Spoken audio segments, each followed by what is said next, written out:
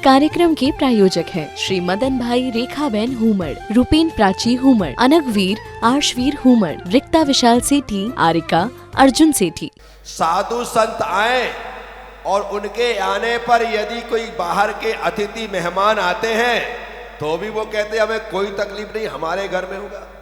जब हम बिजोलिया पहुंचे 26 जून को, क्रांतिकारी संत मुनिश्री तरुण सागर जी महाराज का जन्मदिन था।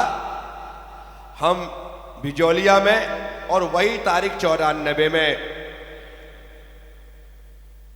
कुरवाई में थे और उसी दिन तरुण सागर जी महाराज हम दोनों चतुर्मास की घोषणा करते थे। तो चतुर्मास की घोषणा के लिए चारों तरफ के लोग इकट्ठे हुए और वहां आए। जिस व्यक्ति के परिवार में नाम था 26 तारीख को भोजन मेरे घर में होगा। अब देखना है आप, जो मैं आपको बतलाने जा रहा हूं कि मेरे घर में भोजन। उस व्यक्ति ने समाज से नहीं कहा भैया भोजन का मतलब है 10-20 यात्री आएंगे तो करवाएंगे, 200-400 लोगों को मैं नहीं करवा सकता, मेरे वश का नहीं। पर जिसका नाम था उस व्यक्ति ने कहा मेरा सौभाग्य है कि आज बाहर से आए हुए अतिथियों को भोजन करवाने का मुझे अपने घर में अवसर मिलेगा। उस व्यक्ति ने तो भावना भाई अब समाज की महिलाओं की तारीफ, समाज की 20-25 महिलाएं उनके घर में भोजन बनाने के लिए पहुंची। कोई सब्जी बना रहा है, कोई पूड़ी बेल रहा है, कोई ऐसा कर रहा है। बिल्कुल वो हुआ। किस्मत की बात, बिजोलिया कोई शहर तो है नहीं, एक छोटा कस्बा है।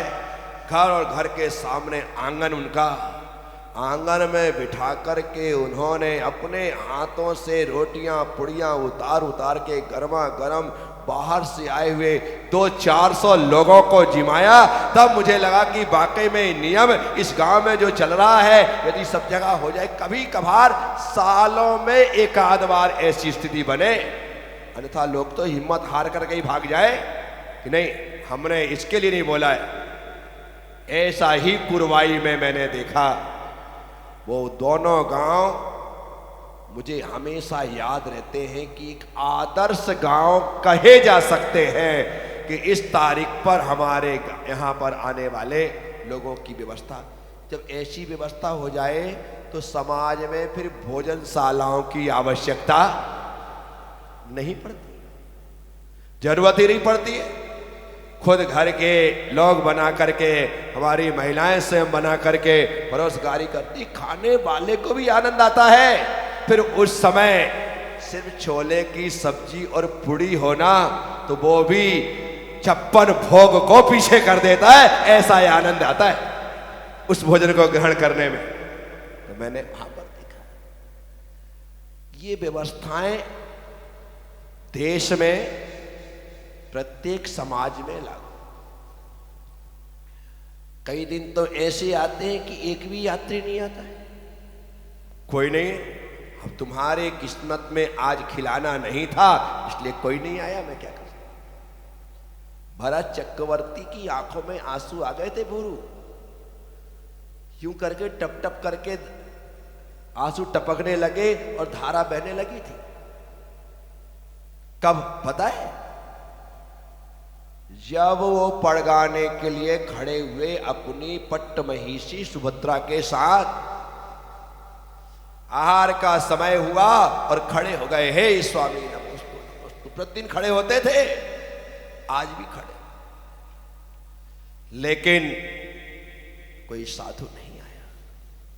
साधु नहीं आया तो चक्रवर्ती भरत अपनी महारानी पट्ट महिषी सुभद्रा से कहता है, देवी आज ऐसे कौन से पाप का उदय है कि आज हमें पड़गाहन का अवसर नहीं मिल रहा है।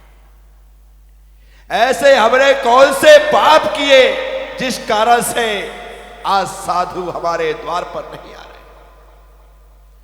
ऐसी चर्चा चल रही थी कि अचानक दो मिराज आकाश मार्ग से आते हुए दिखाई दिए। चक्रवर्ती भरत की खुशी का ठिकाना नहीं रहा। उसने ऐसे हाथ जोड़कर कहा, हे स्वामी नमोस्तु नमोस्तु नमोस्तु। आंख झुका करके मुंह खोलकर हाथ जोड़ करके बोल रहा है, आंख उठा करके देखता है कि मुनिराज गायब। ये जिक्र, ये संस्मरण, ये घटना भरतेश वैभव में कवि रत्नाकर ने बहुत अच्छे तरीके से लिखा है। मुनिराज चक्रवर्ती को अपनी आंखों पर विश्वास नहीं हुआ कि अभी जो मैंने देखा था वो सपना है या वो मैं अभी देख रहा हूं वो सपना है। अभी मुनिराज दिखाई दिए थे, अपनी पत्नी से पूछा कि तुझे दिखे थे? बोले हाँ मुझे दिखे थे। बोले अभी तुझे दिख रहा है? बोले मुझे नहीं दिख रहा है। तो कहां चले गए? इतनी बात चल रही थी कि फिर उन्होंने आकाश में देखा, मुनिराज दिखाई दिए। जैसे ही दिखाई दिए, हे स्वामी नमोस्तु नमोस्तु नमोस्तु ऐसा बोला, फिर आंख उठाई, मुनिराज फिर गायब। लगा ये क्या हो रहा है। भरत चक्रवर्ती के लिए रत्नाकर कवि लिखते हैं कि ऐसा 2 बार मुनिराज दृष्टि से ओझल हुए और तीसरी बार उनके सामने आकर के खड़े हो गए। चक्रवर्ती भरत ने पड़गाहन करते हुए, परिक्रमा लगाते हुए पड़गाहन किया। मन शुद्धि, वचन शुद्धि, काय शुद्धि, आहार जल शुद्ध है बोल करके उन्हें अपने महल में प्रवेश करवाया। उच्चासन में विराजमान करके पाद प्रक्षाल किया, जल चंदन आदि से पूजा की, नमन किया और भक्ति पूर्वक उन्हें आहार दान दिया। अब मुनिराज ओझल कैसे हो रहे थे?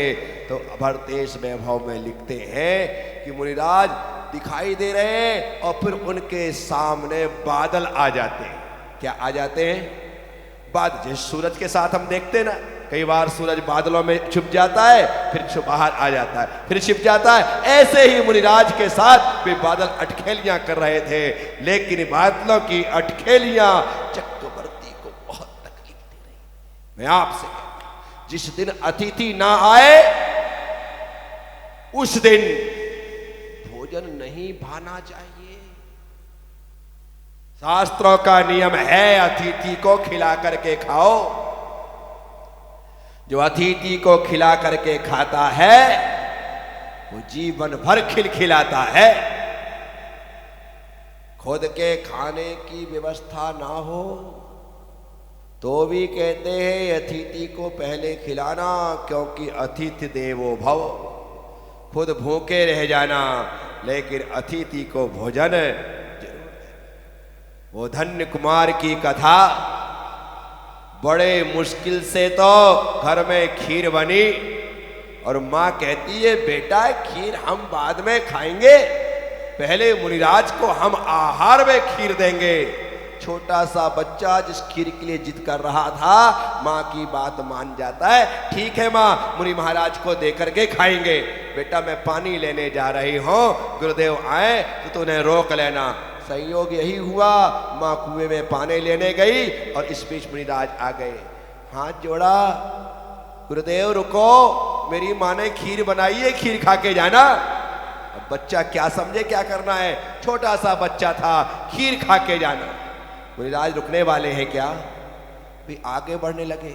रुकिए, खीर बनाई है माँ ने, खा के जाना। मुनिराज रुकने वाले थे क्या? मनुहार किया। जब वो नहीं माने तो पैर पकड़ लिए, आकर के दोनों हाथों से ऐसा पैर पकड़ के जकड़ लिया कि मैं जाने नहीं दूंगा, आपको खीर खा के ही जाना पड़ेगा। अरे वाह, यहां पर मुनिराज आगे बढ़ने की कोशिश कर रहे हैं और छोटा सा बच्चा अपने छोटे छोटे हाथों से मुनिराज के पैरों को जकड़ करके खड़ा है कि नहीं, आपको तो खीर खा के जाना पड़ेगा। इतनी देर में मां आती है, कुएं से पानी लेकर के, सिर में कलश है, बेटा पैरों में पड़ा है, लिपटा है, मुनिराज खड़े हैं और माँ आती है, देखती है, उन्हीं कलशों को लेकर के कहती है हे स्वामी नमोस्तु नमोस्तु नमोस्तु। पड़गाहन होता है, 3 परिक्रमा लगाती है, घर में ले जाती है, खीर खिलाती है। बे मुनिराज अक्षीण मानस रिद्धि के धारी थे, उनके आहार के कारण अब वह खीर अक्षय हो गई थी। अब वो खत्म होने वाली खीरों में खीर नहीं। मुनिराज आहार करके चले गए। जिस सेठ के यहां धन कुमार की मां काम करती थी, उसने सेठ को, सेठ के 10 बच्चों को, उनके पूरे परिवार को जिमाया। खीर खत्म नहीं हुई, ज्यों का त्यों पात्र भरा है। उसने अड़ोसी पड़ोसियों को बुला के खिलाया, पात्र ज्यों का त्यों भरा है। उसने पूरे मोहल्ले को बुला के जिमाया, पात्र ज्यों का त्यों भरा है। बच्चा भी छक करके खा चुका है और माँ खिलाए जा रही है, पात्र ज्यों का त्यों है। अपने मोहल्ले से दूसरे मोहल्ले के लोगों को बुला के खिलाया, पात्र भरा है। सारे गांव के लोगों को जिमा दिया, लेकिन पात्र भरा का भरा है। मुनिराज के आहार दान के प्रभाव से वह भोज्य अक्षयता को प्राप्त हो गया। मैं आप सबसे कहता हूं, खिला करके खाओ, तुम्हारे घर में कभी कमी नहीं होगी। खिला करके खाओ, कभी कमी नहीं। खिलाने का भाव रखिए, जो सुख जो सुकून उसमें मिलता है पूछिए मत। बेटी आती है ना पीहर, माँ सुबह से शाम तक उसके मन पसंद की चीजें बना बना करके खिलाती है और रोज कहती तू तो कुछ खाती ही नहीं। क्या कहती है? तू तो कुछ खाती ही नहीं है। अरे सुबह से तुमने खिलाना पिलाना चालू किया है, देर रात तक खिलाए जा रही हो और फिर भी कहती है तू तो कुछ। क्यों? क्योंकि बेटी के प्रति जो भाव है वो कितना भी खा ले, बाद में नाश्ता बांध के भी ले जा ले तो लगता है तो कुछ लेती नहीं है, खाती नहीं है, ले जाती नहीं है। मैं तो इतना देती हूँ, हर चीज के लिए मना कर देती है। गजब हो गया। ऐसे ही साधु हमारे यहाँ आते हैं, हमारा मन करता है सब कुछ हम इन्हें खिला दें, लेकिन सब लेने के बाद भी लोग कहते हैं महाराज जी आप तो कुछ लेते ही नहीं हो, आपने तो कुछ लिया ही नहीं है। अब कुछ लिया नहीं तो मैंने आधे घंटे खड़े होके क्या किया है? लेकिन बोलने वाला क्या कहता है? आपने तो कुछ लिया ही नहीं। ऐसे ही अतिथि हमारे नगर में आए और उसे खिलाओ। एक व्यक्ति को अपने घर बुला करके खिलाने का सबसे बड़ा मजा ये है कि वो व्यक्ति हमारा नाते रिश्तेदार ना होने के बाद भी, यार दोस्त ना होने के बाद भी, पहचान का ना होने के बाद भी यदि वो आपके यहाँ भोजन ग्रहण करता है तो उसे जीवन भर याद रहेगा कि मैं झालरा पाटन गया था और उनके यहाँ मैंने भोजन ग्रहण किया था। गजब के लोग भाई, क्या कहे। हम तो थक गए, चीज पर चीज लाते रहे, मना कर कर के परेशान हो गए, लेकिन माने नहीं। इतने अच्छे लोग, कितना ध्यान। अब आप उस व्यक्ति को जीते जी कहीं भी मिलो, शिखर जी में मिलो या गिरनार जी, चंपापुर जी में मिलो या पावापुर जी, महावीर जी में मिलो या चांद खेड़ी में, एक बार मिल भर जाओ, देख करके ऐसी खुशी हो। अरे आप कब आए? अरे तुम कब आए? ऐसी खुशी होगी। चलो अपन एक साथ भोजनशाला में बैठ करके खाना खाएंगे।